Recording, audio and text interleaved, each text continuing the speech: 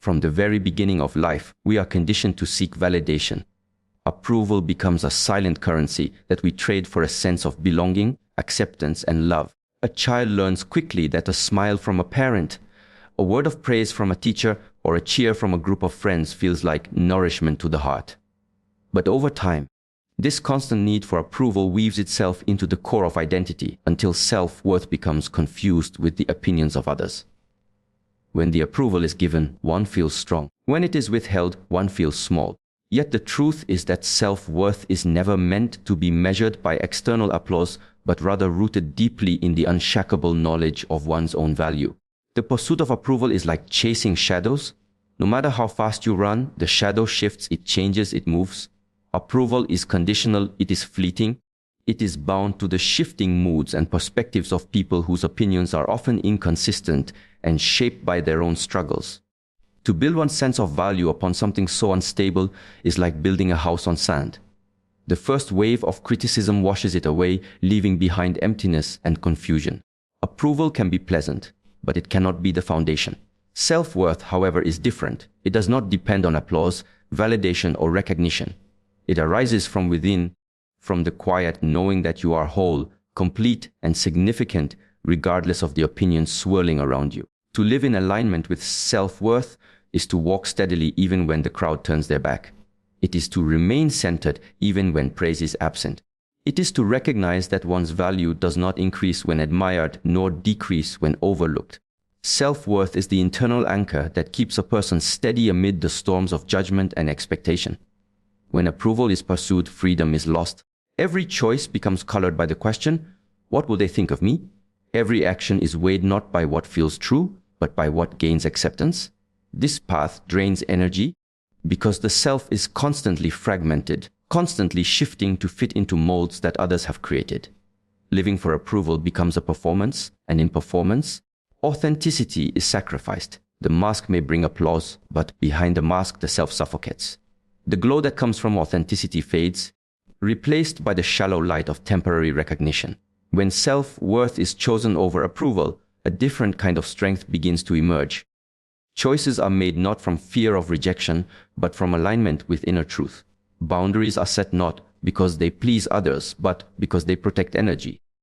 The voice becomes steady, the presence becomes calm, because there is no longer a dependence on how others react.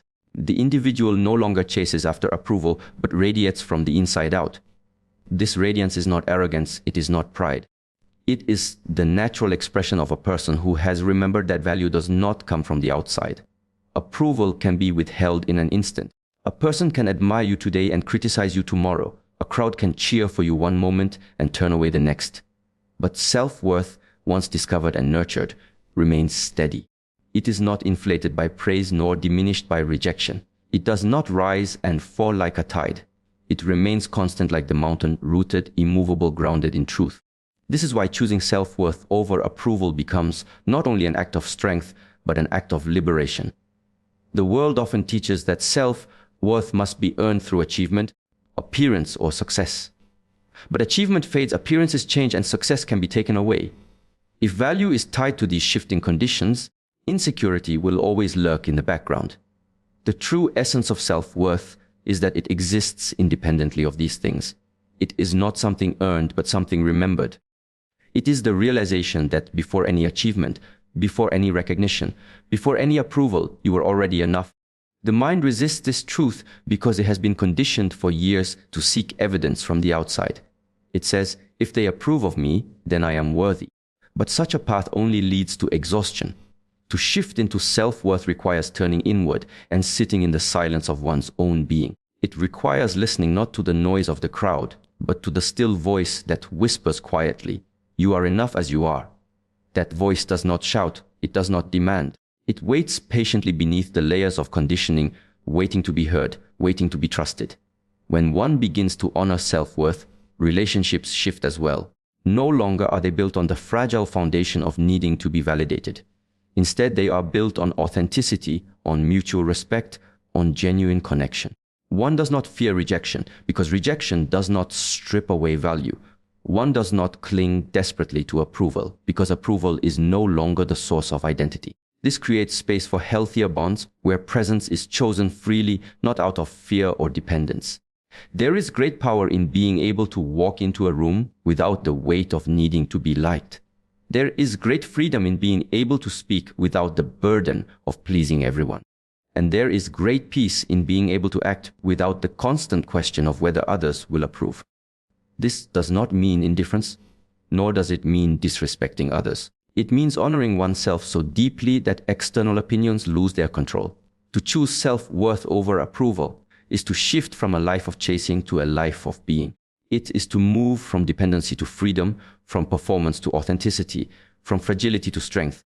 It is to discover that the glow one seeks has never been hidden in the applause of the crowd, but always in the quiet acceptance of the self. In the flow of life, there exists a rhythm, a constant exchange between giving and receiving. Too often, human beings are conditioned to place all emphasis on the act of giving, on effort, on striving, on producing, on offering themselves to others and to the world. While giving is an expression of generosity and vitality, it is only half of the equation. Just as the inhalation cannot exist without the exhalation, life itself cannot be sustained without balance. The energy of receiving is not weakness, nor is it passivity. It is a power, an openness, a conscious act of allowing life to nourish you, to flow into you, and to expand through you. To receive is to acknowledge that you are part of a greater cycle. Consider the natural world. The tree receives light from the sun, water from the rain, and nourishment from the soil. In return, it gives shade, fruit, and oxygen to all beings around it.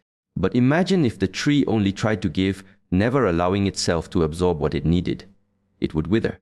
It would eventually fall into silence because it denied itself the very energy that allows it to stand tall. Human beings often fall into this same imbalance. They struggle, they give beyond their limits, they strive for recognition, yet they resist when life tries to give back to them. They refuse compliments, they deny help, they close their hearts to opportunities because receiving feels vulnerable. Receiving is not the absence of strength, it is the embodiment of trust. It is an act of humility, to recognize that you are not separate from the flow of life. When you breathe in, you are receiving. When you listen deeply, you are receiving. When you stand still and allow silence to wash over you, you are receiving.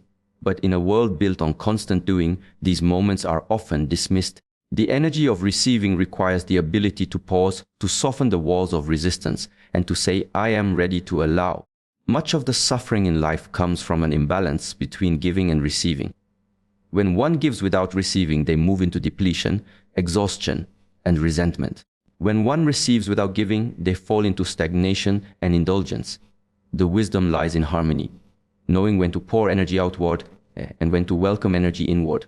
This harmony is not just physical but emotional, mental, and spiritual. To receive a kind word without deflecting it, to receive love without questioning it, to receive silence without fearing it. These are acts of strength. They show the willingness to let life touch you, to let it move you, and to let it remind you that you are worthy. There is also a deep teaching within the energy of receiving when it comes to transformation. Many people try to control how life should unfold, forcing outcomes through sheer effort. But transformation rarely arrives by force. It comes as a gift, a lesson, an insight, an opportunity, an encounter. These are received, not manufactured. The more one resists, the more one struggles to control, the less room there is to allow transformation to enter. To receive is to open the door, to let go of the constant grasping, and to create space for the unexpected. Receiving is also connected to gratitude. When you receive with gratitude, you amplify the energy that flows toward you. Gratitude is the acknowledgement that what comes into your life is not random, but a reflection of alignment, of readiness, of connection. And so every gift, whether material, emotional, or spiritual, becomes more than what it seems on the surface. It becomes a reminder of interconnectedness. The meal you eat is a gift from the earth. The breath you take is a gift from the trees. The wisdom you hear is a gift from generations that came before. To live with this awareness is to walk through life as a receiver of countless blessings, seen and unseen. But to truly embody the energy of receiving, one must confront the inner barriers that resist it. Pride, fear, and doubt often stand in the way. Pride says, I do not need help. Fear says, if I receive, it may be taken away. Doubt says, I am not worthy of this gift. These barriers are illusions created by the mind. To move beyond them requires courage. The courage to trust life itself, the courage to believe in one's worth, the courage to allow the unknown to arrive without resistance. When these barriers dissolve, receiving becomes natural, effortless. A part of every breath, receiving is not about dependency. It is about interconnection. It is about recognizing that energy does not belong to you alone. It flows through you as much as it flows out of you. The river does not hold on to the water. It receives the rain and it carries it forward. The body does not hold on to the air. It receives the breath and it releases it back. When you receive, you are not taking. You are participating in the eternal rhythm of existence. And when you fully embrace the energy of receiving, something shifts within you. You stop pushing against life and begin to move with it. You stop chasing validation and begin to feel it naturally arrive. You stop exhausting yourself in the pursuit of control and begin to trust in the unfolding of the present moment. This is the hidden power of receiving. It is not passive but profoundly active because it changes your state of being. It softens the hardness of resistance. It opens the door to unseen possibilities, and it aligns you with the flow of abundance that is always present around you. The discipline of the mind is not about suppressing thoughts, nor is it about forcing the mind to remain empty or silent. It is about developing a relationship with your thoughts where you are no longer the servant, but the master. The mind, when undisciplined, behaves like a restless animal, jumping from one idea to another, chasing impulses, reacting to every sound, every feeling, every distraction. It becomes trapped in loops of memory and anticipation, clinging to what has already passed or fearing what has not yet come. In such a state, the mind drains energy, it scatters focus, and it weakens the clarity that is required to move through life with purpose. Discipline begins when one observes the mind with detachment. To watch your own thoughts is the first act of mastery. Instead of being pulled into every story the mind creates, one learns to step back, to witness, to see thoughts as movements of energy passing through consciousness. This act of witnessing breaks the automatic reaction that usually arises when a thought appears. A disciplined mind does not eliminate thought. It simply does not become enslaved by it. The nature of the undisciplined mind is to seek comfort in habit. It repeats patterns endlessly, recycling emotions, replaying scenarios, echoing the same fears and desires. Without discipline, this repetition becomes identity. People begin to say, "This is just who I am," when in truth, it is only the mind following the grooves it has carved through years of repetition. Discipline offers a way to reshape those grooves, to redirect mental energy away from destructive patterns and toward conscious creation. The foundation of discipline is focus. Focus does not mean rigidity. It means the ability to bring the mind fully into one place without distraction. When you are reading, you are fully reading. When you are breathing, you are fully breathing. When you are training, you are fully training. The mind learns to settle into one point, to rest on one object, to be unwavering in its attention. In this way, the mind gathers power, because power is always a function of concentration. A scattered mind is weak, but a focused mind becomes sharp, cutting through confusion, doubt, and fear. Discipline of the mind is also the ability to delay reaction. Most suffering comes not from events themselves, but from the uncontrolled reactions of the mind. Words are spoken, and immediately the mind reacts with anger. Situations arise, and immediately the mind reacts with fear. In these moments, the mind is a servant to impulse. Discipline teaches you to pause, to create space between stimulus and response, to allow awareness to intervene before reaction solidifies into action. This space is the beginning of wisdom, and it is only through discipline that such space can consistently exist. Training the mind is like training the body. At first, it resists, it rebels, it seeks to escape. When one sits to meditate, the body fidgets, the thoughts race, the restlessness grows. But through persistence, repetition, and patience, the mind begins to accept structure. It learns that silence is not a threat, but a source of renewal. It learns that stillness does not mean death, but vitality. Gradually, the discipline that seemed restrictive becomes liberating. With discipline, the mind no longer controls you, you control the mind. Another dimension of mental discipline is the control of imagination. Imagination is powerful, but undisciplined imagination leads to endless fear and fantasy. The mind projects possibilities of failure, shame, loss, and disaster, and the body responds with stress, as if those imagined events were real. Discipline teaches you to guide imagination, to use it not for destruction, but for creation. Instead of allowing the mind to endlessly construct prisons, you direct it to envision clarity, strength, resilience, and peace.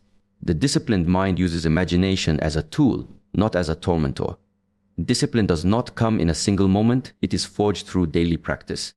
Each day, the mind must be reminded that it serves life, not the other way around. Practices such as meditation, conscious breathing, mindful movement, and deliberate focus are not rituals of escape but exercises of mastery. They shape the mind as a blacksmith shapes metal, through heat, pressure, and repetition. In time, the raw, chaotic energy of thought becomes refined, controlled, and directed toward higher purpose. The disciplined mind is not hard or unfeeling. Rather, it is steady, resilient, and adaptable. It does not mean suppressing emotions, but observing them without drowning in them. It does not mean refusing to think, but choosing which thoughts deserve energy. In discipline, there is balance, the balance between strength and softness, between control and openness, between silence and expression. Without discipline, the mind consumes life. It wastes energy in trivial pursuits, it magnifies problems into obstacles, it blinds the individual to the simplicity of existence. But with discipline, the mind becomes a companion on the path, a steady ally that no longer obstructs but supports. The difference between the two is practice and the willingness to face discomfort in order to grow. To discipline the mind is to reclaim the most valuable resource you have: attention. Where attention goes, energy flows. Where energy flows, life is created. If your attention is scattered, your life is scattered. If your attention is steady, your life gains direction. The discipline of the mind is the art of placing attention where it matters most and of withdrawing it from that which drains and weakens. In silence, in focus, in deliberate awareness, the discipline of the mind reveals itself not as restriction, but as freedom. For when the mind is disciplined, one is no longer bound by the noise within, but guided by the clarity that emerges when thought, emotion, and intention align into one steady flow of consciousness. There is a silent force that does not shout, does not demand, and does not push itself onto the world. Yet this force has the power to pull towards itself everything that is in harmony with its vibration. This force is presence. To be present is not simply to exist in a given moment, but to dissolve the weight of the past and the anticipation of the future so fully that the entire essence of your being radiates here now. When presence becomes your natural state, attraction is not something you chase. It is something that flows, something that comes to you without strain, without force, without desperation. Attraction through presence begins with awareness. When you walk into a room carrying the burden of unresolved thoughts, fears, and worries, people feel it even if they cannot explain it. Your energy is fragmented, scattered across memories of yesterday and expectations of tomorrow. Presence, however, gathers your energy back into this exact moment. It is an alignment of your breath, your posture, your eyes, your attention. It is the art of being here with nothing pulling you away. That stillness, that calmness becomes magnetic because in a world of people endlessly distracted, the one who is truly present stands out without effort. To cultivate this presence, one must first recognize how often the mind drifts. The human tendency is to escape into thought, into daydreams, into endless mental conversations. When the mind is left unchecked, it pulls you away from reality, and you end up missing the very life that is unfolding in front of you.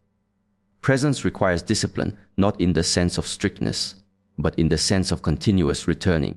You return to your breath, you return to the sensation of your body, you return to the sound of your surroundings. And slowly, the returning becomes natural. The wandering of the mind loses its grip, and the moment itself becomes enough. There is also a deep power in presence because it creates clarity. When you are present, you hear not only the words being spoken, but also the silence behind the words. You notice subtle shifts in tone, in expression, in body language. You perceive not just with the mind, but with the whole of your being. This heightened awareness allows you to connect more deeply with others. It makes them feel seen, heard, understood. And that is one of the strongest forms of attraction. People are drawn to those who can hold space for them without judgment, without rushing, without distraction. Presence also transforms how you move through challenges.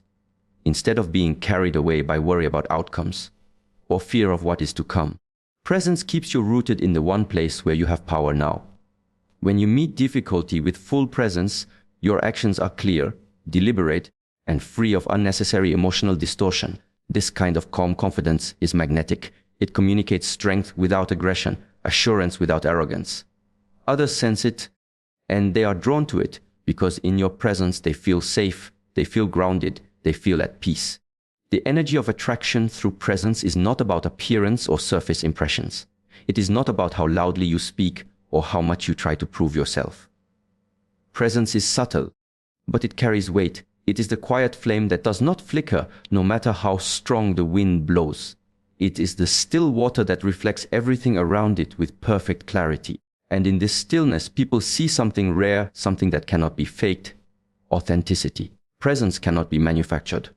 It arises only when the restless mind subsides, when you allow life to flow through you without resistance. When presence deepens, you also become more in tune with the rhythms of life itself.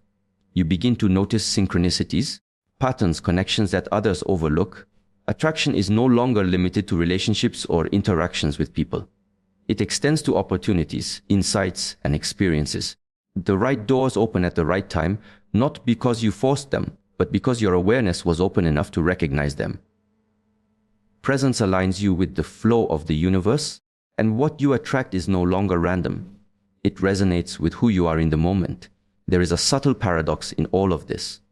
When you are chasing attraction, when you are trying to pull things toward you through effort, you create resistance. The very act of grasping pushes what you want away. But when you rest in presence, attraction becomes effortless. You stop needing, and instead you embody fullness. The fullness of presence is magnetic because it signals to the world that you are not lacking, that you are whole in yourself. People, opportunities, and energies gravitate toward wholeness, toward authenticity, toward stillness. To practice attraction through presence is to shift from doing to being. It is not about what you say or what you perform, but about how fully you embody the moment. It is a practice of silence, of stillness, of returning again and again to this breath, this step, this gaze. And in this way, presence itself becomes a language, one that speaks louder than words, one that draws everything aligned with it closer, without any force, without any effort, without any demand,